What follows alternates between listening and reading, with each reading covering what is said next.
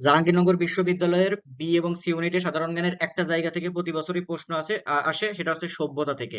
তুমি যদি জাহাঙ্গীরনগর বিশ্ববিদ্যালয়ের বি এবং সি ইউনিটের বিগত বছরের প্রশ্ন দেখো, দেখবে যে প্রত্যেকটা বছরই প্রায় সভ্যতা থেকে তোমার প্রশ্ন আসে সাধারণ জ্ঞানে। আর রাজশাহী এবং চট্টগ্রাম বিশ্ববিদ্যালয়েও সভ্যতা থেকে প্রশ্ন আসে। তো আমরা আজকে ছোট্ট একটা ক্লাসে সভ্যতা নিয়ে আলোচনা করব, এবং তুমি জাহাঙ্গীরনগর, রাজশাহী, চট্টগ্রাম সহ অন্যান্য যে বিশ্ববিদ্যালয়গুলোর সামনে যে ভর্তি পরীক্ষা আছে, এখান থেকে তুমি 1 মার্ক কমন পেয়ে যেতে পারো। তো চলো আমরা শুরু করি। মেসোপটেমিয়ার সভ্যতা। বিশ্বের প্রাচীনতম সভ্যতা হচ্ছে মেসোপটেমীয়। মেসোপটেমিয়া একটি গ্রিক শব্দ যার অর্থ হচ্ছে দুই নদীর মধ্যবর্তী ভূমি। মধ্যপ্রাচ্যের টাইগ্রিস, দজলা ও ইউফ্রেটিস, ফোরাত নদী দুটির মধ্যবর্তী অঞ্চলে পৃথিবীর কয়েকটি অন্যতম প্রাচীন সভ্যতা গড়ে উঠেছিল।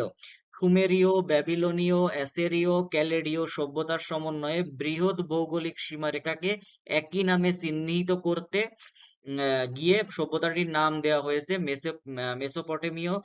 মেসোপটেমীয় সভ্যতা দুই নদীর মধ্যবর্তী অববাহিকায় কেবল নয়, আরো বড় অঞ্চল জুড়ে একের পর এক সাম্রাজ্য ও নগর রাষ্ট্র গড়ে উঠেছিল। বর্তমানে ইরাক, ইরান, তুরস্ক, সিরিয়া ও কুয়েত রাষ্ট্রগুলো প্রাচীন এই সভ্যতার মিল ছিল, তবে বেশিরভাগ বর্তমানে ইরাকে অবস্থিত। এবার আবার বিগত বছরের কিছু প্রশ্ন সলভ করি। বিশ্বের সবচেয়ে প্রাচীন সভ্যতা কোথায় গড়ে উঠেছিল? সেটা হচ্ছে মেসোপটেমীয়। মেসোপটেমিয়া সভ্যতা গড়ে উঠেছিল কোথায়? সেটা হচ্ছে টাইগ্রিস ও ইউফ্রেটিস নদীর তীরে। দজলা ও ফোরাত নদীর অববাহিকায় কোন সভ্যতা গড়ে উঠেছিল? সেটা হচ্ছে মেসোপটেমীয় সভ্যতা। তারপরে দেখো, মেসোপটেমীয় বর্তমান নাম কি? সেটা হচ্ছে তোমার ইরাক। আধুনিক তুরস্ক, সিরিয়া, ইরান, ইরাক ও কুয়েত এই রাষ্ট্রগুলো প্রাচীন কোন সভ্যতার অংশ? সেটা হচ্ছে মেসোপটেমীয় সভ্যতা। এরপরে দেখো, সুমেরীয় সভ্যতা। মেসোপটেমীয় সভ্যতার অগ্রদূত ছিল সুমেরীয় জাতি। এ জাতি মেসোপটেমিয়ার দক্ষিণাংশে এবং পারস্য উপকূল অঞ্চলে 5000 খ্রিস্টপূর্বাব্দে বসবাস শুরু করে, এবং সুমেরীয়দের আয়ের মূল উৎস ছিল কৃষি। তারাই প্রথম মেসোপটেমিয়া অঞ্চলে খাল খনন, জলাশয়, বাঁধ নির্মাণ, সেচ ব্যবস্থা গড়ে তোলে এবং নিজেদের উন্নতি ঘটিয়ে নগর সভ্যতার উদ্ভব ঘটায়। সভ্যতার সুমেরীয়দের সবচেয়ে বড় অবদান হচ্ছে চাকা আবিষ্কার, জল ঘড়ি, তারপরে তোমার চন্দ্র পঞ্জিকা বা লুনার ক্যালেন্ডার আবিষ্কার তাদের গুরুত্বপূর্ণ অবদান। খ্রিস্টপূর্ব 3000 অব্দে সর্বপ্রথম সুমেরীয়রা কিউনিফর্ম নামক লিখন পদ্ধতি আবিষ্কার করেছিল। এটি পাঠোদ্ধারকৃত পৃথিবীর সর্বপ্রাচীন লিপি। কিউনিফর্মকে বলা হয় তোমার হচ্ছে অক্ষর ভিত্তিক বর্ণলিপি। কিউনিফর্ম লিপিতে লেখা হয় বিখ্যাত মহাকাব্য হচ্ছে গিলগামেশ। একে প্রায়শই সবচেয়ে প্রাচীন সাহিত্যকর্ম হিসেবে গণ্য করা হয়। তাহলে প্রায়শই সবচেয়ে প্রাচীন সাহিত্যকর্ম হিসেবে গণ্য করা হয় কোনটিকে? সেটা হচ্ছে গিলগামেশ। গিলগামেশ লেখা হয় কিউনিফর্ম লিপিতে। চলো বিগত বছর প্রশ্ন সলভ করি।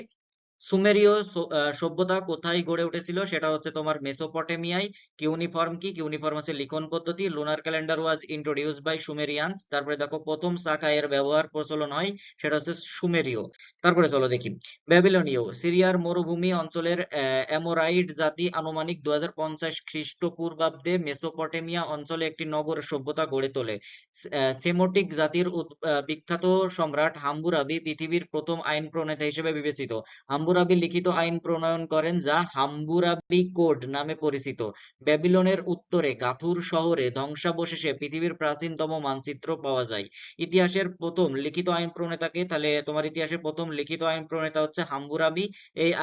এই সংক্রান্ত হাম্বুরাবি কোড কোন সভ্যতার সময়ে আইন সংক্রান্ত হাম্বুরাবি কোড কোন সভ্যতার সময়ে প্রণীত হয়েছিল? সেটা হচ্ছে তোমার ব্যাবিলনীয় সভ্যতায়। তারপরে দেখো, ব্যাবিলনের ঝুলন্ত উদ্যান কোন দেশে অবস্থিত? এটা হচ্ছে ইরাকে। পৃথিবীর প্রাচীনতম মানচিত্র পাওয়া যায়, সেটা হচ্ছে তোমার ব্যাবিলনের উত্তরে গাতুর শহরের ধ্বংসাবশেষ। তারপরে দেখো, অ্যাসিরীয়। ব্যাবিলন থেকে প্রায় 200 মাইল উত্তরে টাইগ্রিস নদীর তীরে আসুর নামে একটি সমৃদ্ধ শহর গড়ে ওঠে। ইতিহাসে আসিরিয়ার পরিচয় সামরিক রাষ্ট্র হিসেবে। তারাই প্রথমে লোহার অস্ত্রে সজ্জিত বাহিনী গঠন করে, যুদ্ধরথের ব্যবহার করে। আসিরীয়রা প্রথম বৃত্তকে 360 ডিগ্রিতে ভাগ করে। পৃথিবীকে সর্বপ্রথম তারা অক্ষাংশ ও দ্রাঘিমা অংশকে ভাগ করে। তাহলে কোন জাতি বৃত্তকে 360 ডিগ্রিতে ভাগ করে? সেটা হচ্ছে আসিরীয়রা। নিম্নের কোন সভ্যতায় প্রতিদিন 12 জোড়া, এবারে দেখো একটু ক্যালেডীয় সম্পর্কে দেখো। নিম্নের কোন সভ্যতায় প্রতিদিন 12 জোড়া ঘন্টায় বিভক্ত করা হয়? সেটা হচ্ছে তোমার ক্যালেডীয় সভ্যতায়। 7 দিনে 1 সপ্তাহ প্রচলন করে কোন জাতি? এটা হচ্ছে তোমার ক্যালেডীয় জাতি। ক্যালেডীয় জাতি। মিশরের প্রাচীন সভ্যতা অবস্থান। প্রাচীন মিশরীয় সভ্যতা আফ্রিকা মহাদেশের মিশরের নীল নদ অববাহিকায় বিকশিত হয়েছিল। ইতিহাসের জনক হেরোডোটাস বলেন, মিশর নীল নদের দান। মিশরীয় একটি লিখন পদ্ধতি উদ্ভাবন করেন। প্রথম দিকে ছবি এঁকে এঁকে মিশরীয়রা মনের ভাব প্রকাশ করত। এটি এক একটি ছবি ছিল এক একটি অক্ষরের প্রতীক। অক্ষর ভিত্তিক মিশরীয় এ চিত্রলিপিকে বলা হয় হায়ারোগ্লিফিক। তারপরে গ্রিক শব্দ হায়ারোগ্লিফিক অর্থ হচ্ছে পবিত্র লিপি। এই লিপি পাওয়া যায় তোমার পাথরে আর সেই সময়ে তৈরি করা কাগজে। এই কাগজের নাম ছিল প্যাপিরাস। এই কাগজ নলখগড়া জাতীয় গাছের বাকল দিয়ে তৈরি। তাহলে দেখো মিশরীয় সভ্যতা কোন নদীর তীরে গড়ে উঠেছিল, সেটা হচ্ছে তোমার নীল নদ। বলছে প্যাপিরাস কি, প্যাপিরাস হচ্ছে তোমার নলখাগড়া। মিশরীয় সভ্যতার নিদর্শন তোমার হচ্ছে প্যাপিরাস। তোমার হচ্ছে মিশরীয় চিত্র কলা ছিল হচ্ছে দ্বিমাত্রিক। মিশরীয় চিত্রকলা কেমন ছিল, সেটা হচ্ছে তোমার দ্বিমাত্রিক। এরপর দেখো সিন্ধু সভ্যতা। সিন্ধু সভ্যতা ভারতীয় উপমহাদেশের সবচেয়ে পুরানো সভ্যতা। সিন্ধু নদের অববাহিকায় গড়ে উঠেছিল বলে এটি সিন্ধু সভ্যতা নামে পরিচিত। এই জনগোষ্ঠী বেশ কয়েকটি শহর গড়ে তুলেছিল। সিন্ধু সভ্যতার শ্রেষ্ঠ দুটি শহর হচ্ছে হরপ্পা ও মহেঞ্জোদারো। সিন্ধু উপনদীর রাভির তীরে গড়ে উঠেছিল হরপ্পা নগরী।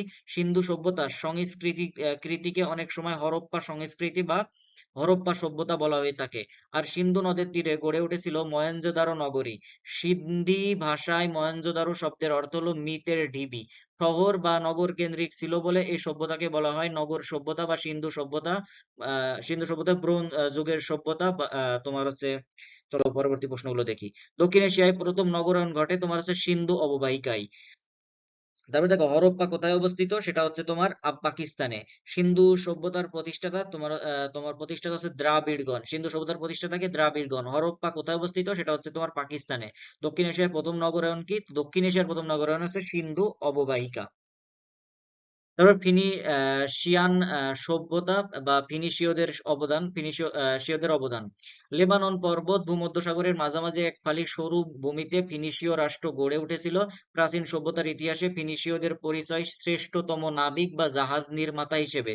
ধ্রুব তারা দেখে তারা দিক নির্ণয় করত, এ কারণে ধ্রুব তারা অনেকের কাছে ফিনিশীয় তারা নামে পরিচিত ছিল। সাংস্কৃতিক উন্নতি। সভ্যতার ইতিহাসে ফিনিশীয়দের সবচেয়ে বড় অবদান ছিল বর্ণমালার উদ্ভাবন। তারা 22 বর্ণমালার উদ্ভাবন করে।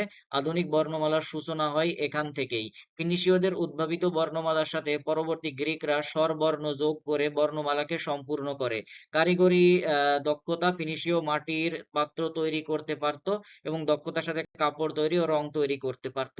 22টি ব্যঞ্জন বর্ণ প্রথম উদ্ভাবন করেন কারা, তা হচ্ছে ফিনিশীয়রা। পারস্যের বর্তমান নাম কি? পারস্যের বর্তমান নাম ইরান। এটা হচ্ছে বিগত বছরের কিছু প্রশ্ন। পারস্য যে সভ্যতা ছিল, পারস্যের বর্তমান ইরান। তারপর প্যালেস্টাইন এ কোন সভ্যতায় গড়ে উঠেছিল? প্যালেস্টাইন হচ্ছে হিব্রু সভ্যতায় গড়ে উঠেছিল। কোন নদীর তীরে চীনের প্রথম সভ্যতা গড়ে উঠেছিল? সেটা হচ্ছে তোমার পিত নদীর তীরে চীনের প্রথম সভ্যতা গড়ে উঠেছিল। কনফুসিয়াস নামটি কোন দেশের সাথে সম্পর্কিত? সেটা হচ্ছে তোমার চীন। তারপরে দেখো গ্রিক সভ্যতা। প্রাচীনকালে অধিকাংশ সভ্যতা মিশর, ব্যাবিলন, সিন্ধু, চৈনিক প্রভৃতি নদীকে কেন্দ্র করে গড়ে উঠেছিল। তাদের অর্থনীতির মূল ভিত্তি ছিল কৃষি। অন্যদিকে প্রাচীন গ্রিক ও ফিনিশীয় সভ্যতার জন্ম হয়েছিল ভূমধ্যসাগরে, এক একটি ভূখণ্ডকে আশ্রয় করে। সাগর দ্বারা বেষ্টিত থাকার কারণে গ্রিক সভ্যতাকে ওসেনিয়ান সভ্যতাও বলা হয়। সমুদ্র তীরবর্তী সভ্যতাগুলো চারিপাশে ছিল না বিস্তৃত চাষের জমি, মানে সমুদ্র তীরবর্তী সভ্যতাগুলোর চারিপাশে ছিল না বিস্তৃত চাষের জমি কিংবা সেচের সুবিধা। সমুদ্র থেকে মাছ, মণিমুক্তা ও অন্যান্য মূল্যবান সম্পদ সংগ্রহে তারা দক্ষতা অর্জন করেছিল। পার্বত্য এলাকা থেকে কাঠ সংগ্রহ করে সেই কাঠ দিয়ে জাহাজ নির্মাণ করে সমুদ্রপথে বাণিজ্য কার্যক্রম পরিচালনার মাধ্যমে এরা নিজেদের অর্থনৈতিক জীবন গড়ে উঠেছিল। এতক্ষণ যে আমরা যতগুলো সভ্যতা দেখলাম, সব সভ্যতাই তোমার নদী কেন্দ্রিক গড়ে উঠেছিল। আর এই গ্রিক সভ্যতা গড়ে উঠেছিল কি তোমার সাগর কেন্দ্রিক বা সমুদ্র কেন্দ্রিক। কোনটি নদীমাতৃক সভ্যতা নয়, সেটা হচ্ছে তোমার হচ্ছে এখানে দেওয়া আছে রোমানরাও তোমার হচ্ছে নদীমাতৃক সভ্যতা নয়। নগর রাষ্ট্রের প্রচলন ছিল কোথায়, সেটা হচ্ছে তোমার গ্রিসে। এই তো মোটামুটি আজকের ছোট্ট একটা ক্লাসে আমরা সভ্যতা নিয়ে আলোচনা করলাম। আমি খুব দ্রুত দ্রুত আলোচনা করেছি। তোমার যদি বুঝতে একটু সুবিধা হয় একটু পজ করে করে দেখে মানে তুমি একটু পড়ে নিও, একটু দেখে নিও। আমি খুব দ্রুত আলোচনা করেছি যাতে তোমাদের টাইম ওয়েস্ট না হয় বেশি। আর এখান থেকে তুমি জাহাঙ্গীরনগর বিশ্ববিদ্যালয়ে 1 মার্ক কমন পেয়ে যেতে পারো বি এবং সি ইউনিটে, বা রাজশাহী বিশ্ববিদ্যালয় বা চট্টগ্রাম বিশ্ববিদ্যালয়ে 1 মার্ক কমন পেয়ে যেতে পারো। এছাড়াও জগন্নাথ বিশ্ববিদ্যালয়ে কমন পেতে পারো বা গুচ্ছতে কমন পেতে পারো। আর তোমার আরেকটা জায়গা থেকে তোমার জাহাঙ্গীরনগর বিশ্ববিদ্যালয়, জগন্নাথ বিশ্ববিদ্যালয় 100% প্রশ্ন আসবে এই দুইটা বিশ্ববিদ্যালয়, সেটা হচ্ছে তোমার প্রত্নতত্ত্ব। প্রত্নতত্ত্ব নিয়ে তোমার কালকের একটা ভিডিও নিয়ে আলোচনা করব। তো দেখা হবে ভাইয়া পরবর্তী ভিডিওতে, ততক্ষণ সবাই ভালো থাকো। আসসালামু আলাইকুম।